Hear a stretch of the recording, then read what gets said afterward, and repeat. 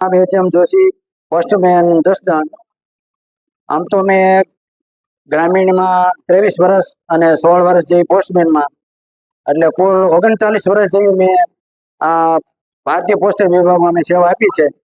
અને સિટીમાં મેં 16 વર્ષની સેવા આપી છે મોટી ઓફિસમાં.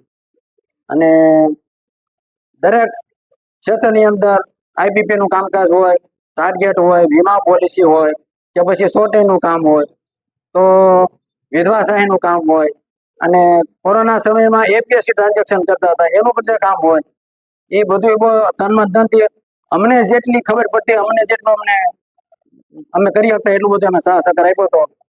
અને બીજો મોટો અનુભવ તો એ કહેવાય કે પોસ્ટ ડિપાર્ટમેન્ટમાં પછી 2 વખત આ મોટામાં મોટા જે લોકશાહીનો દેશ કહેવાય એમાં 2 વખત મને ચૂંટણીનો અનુભવ થયો. એ મારા માટે બહુ આનંદની વાત છે, કારણ કે ચૂંટણીમાં કોઈ દિવસ હું ગયો નહોતો, પણ આ પોસ્ટ ડિપાર્ટમેન્ટ હિસાબે મને 2 વખત આ મોટા લોકશાહીના પર્વમાં મને ચૂંટણીમાં કામ કરવાનો મને મોકો મળ્યો છે. એ બધો મારી જાતની ગર્વ અનુભવું છું. બાકી તો હવે નાની મોટી સમસ્યાઓ તો આવ્યા રાખે, પણ તમે જે કાંઈ કરો તે બેસ્ટ કરો. ભગવાન કૃષ્ણે ગીતાજીમાં કહેલા કર્મના સિદ્ધાંત અનુસાર તમે કામ કરો તો તમને એનું અવશ્ય ફળ મળે જ છે. જ્યાં સુધી તમે શક્ય હોય ત્યાં સુધી તમે કામ કરો, પબ્લિક સાથે સાહ સહકાર આપો. જેને કાંઈ કામની તકલીફ હોય એને તમે ઘર સુધી પહોંચો, કાંઈ તકલીફ હોય તો એનું તમે મદદ કરો, કોઈ વૃદ્ધ હોય તો એના ઘર સુધી તમે જાઓ.